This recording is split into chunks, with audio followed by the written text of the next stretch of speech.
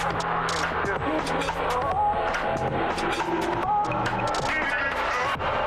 is London Calling.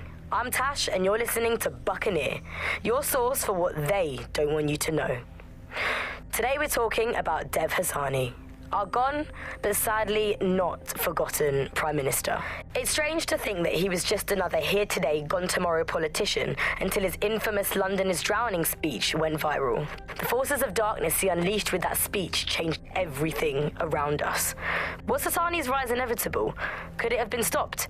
And what happens when democracy starts to breed the ideas that can destroy it? Using back channels and underground contacts, we got in touch with political analysts and historians to find out how it's possible for cynical, short-term leaders like our beloved Prime Minister to give birth to political nightmares.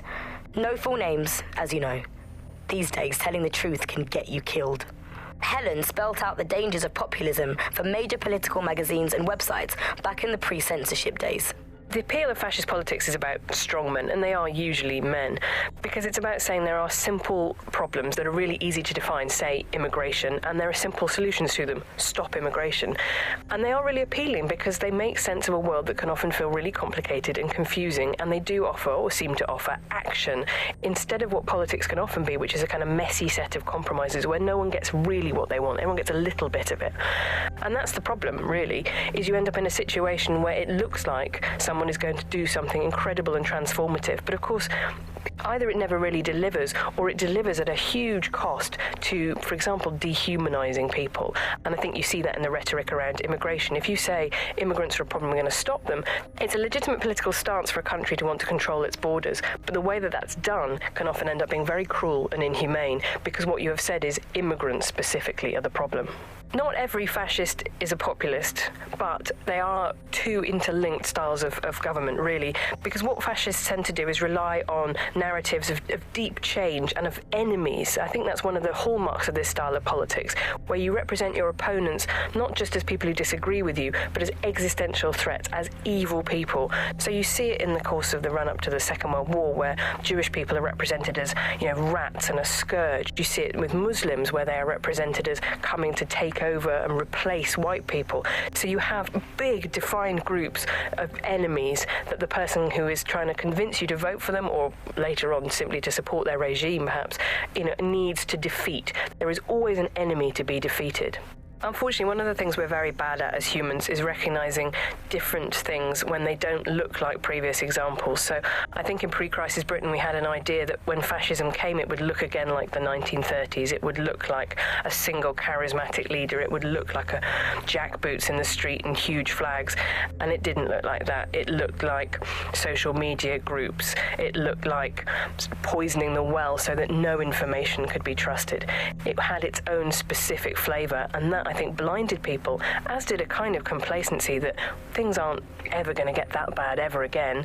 That's a problem for the past. We're much more sophisticated now. We're not going to succumb to these great moods of emotion where everyone is hysterically listening to a leader. Well, guess what? People don't change that much.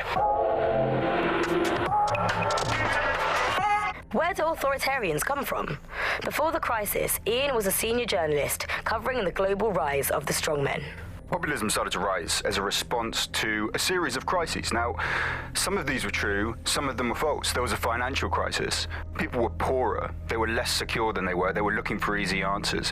There was a refugee crisis. I mean, the extent to which that was an actual crisis is frankly questionable. There wasn't actually that many people coming over. But what you had was mainstream news reflecting really quite right-wing rhetoric, portraying what was ultimately a trickle of boats as a major crisis hitting the country. And once you get into that situation, you are primed for having authoritarian leaders with fictitious but easy answers come along with a populist message and basically say to you, look, I will take care of the problem. I will make it all go away. So how do populists capture existing political parties or institutions? The truth is this usually happens in about three different ways. The first one is the easiest one. You set up a party, you win an election, you take over. But that doesn't actually happen that often. The second way is a bit more common, which is that you basically find yourself in coalition with usually a mainstream right-wing party. And this has happened this is exactly what happened, of course, in the 1920s in Italy with Mussolini. It's exactly what happened in the 1940s in Germany with Adolf Hitler, which is that the mainstream bring them into power and And there they think they can control them, but you can never control this kind of party. They will always take charge. The third way is the most pernicious and the one that we recognize least. And that's when basically from the opposition, from the media, right-wing populists get their message out against immigrants, against corrupt elites, supposedly corrupt elites, and just pump out that message, pump out these frames of reference. And by virtue of that, they take control of the political dialogue from well away from power. It's easy to slide from democracy to totalitarianism. It's a lot harder to fight your way back again. But that's what we're here for. You've been listening to Buccaneer with me, Tash. Thanks to our guests for having the courage to talk to us. Keep listening, tell your friends, and spread the word. There's nobody to fix this but us.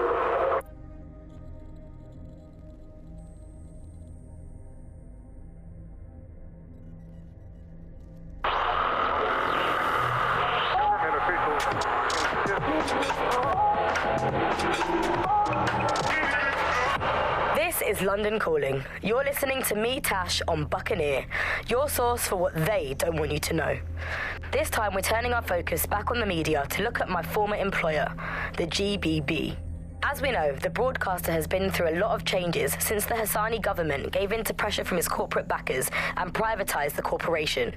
Today, the GBB is a shadow of its former self. It's become a tool used by the government to circulate fake news and misinformation. So how did we get here? Where did it all go wrong? How can we tell when our national media has become state propaganda? Our experts speak on conditions of anonymity for their own safety. Here's disinformation and media expert Charles, who's seen free broadcasters built up by journalists and torn down by demagogues all over the world.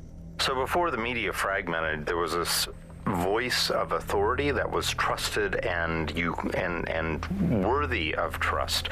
Then what we ended up with is a really commercial model where whether you're talking about an app on a smart device or whether you're talking about a broadcaster, the most important thing was to keep you in that environment for the longest amount of time possible, and because that meant money in their pocket.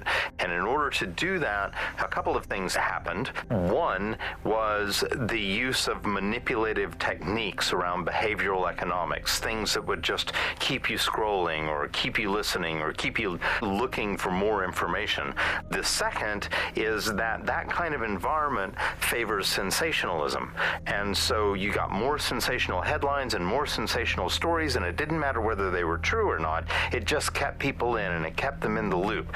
So we ended up in a situation where nobody trusted anything and nobody believed anything at all.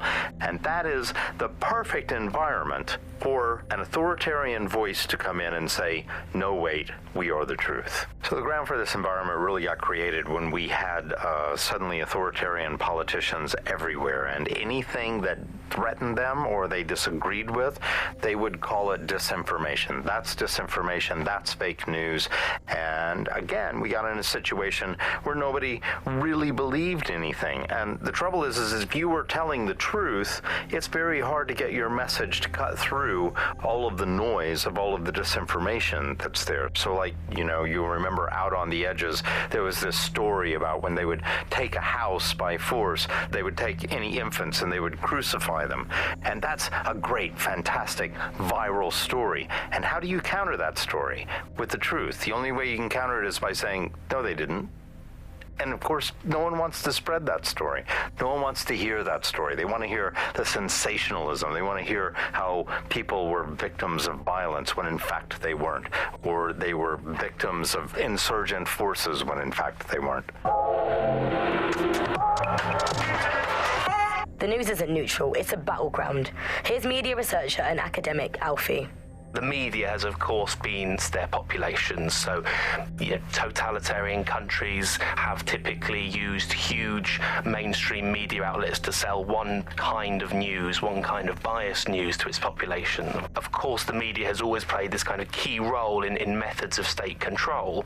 I think what's happening now is perhaps even more concerning, where you previously, in pre-crisis Britain, we had perhaps more diverse voices in the media, but now with the GBB, you're really only seeing one brand of news and therefore only getting one truth. So people end up with a very biased and controlled idea of the reality and the world that we're actually living in. There was, of course, many concerns and many problems, but in a way there were some positive things that, like, not all information was coming from one place, and so you'd have kind of far-right media outlets developing and then left-wing media outlets developing to combat those and kind of challenge the mainstream newspapers, TV stations, radios, and make sure people were questioning the validity and truth of the information they were receiving. So whilst there was the digital afforded more fake information, it also makes us suspicious and skeptical of information and makes us question the information we're getting.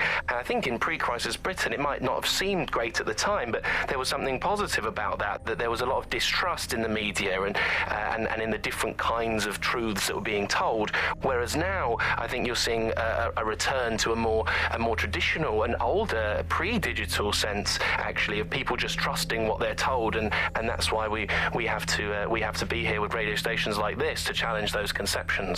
Most citizens feel pretty hopeless, I think, and unable to fight back against these kind of huge mainstream corporations that simply entrench and support the ideals and ideologies of the state.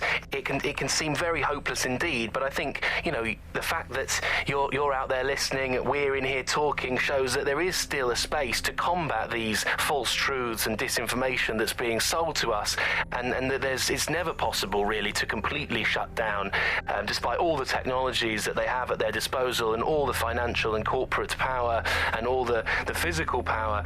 It's never quite possible to shut down people's desire to get to the truth and fight for their own ideologies and values, and we're out here starting that task, so don't give up hope. You've been listening to Buccaneer with me, Tash. We'll be back soon with more of what you'll never hear on the GBB. Keep listening, keep sharing, and keep resisting.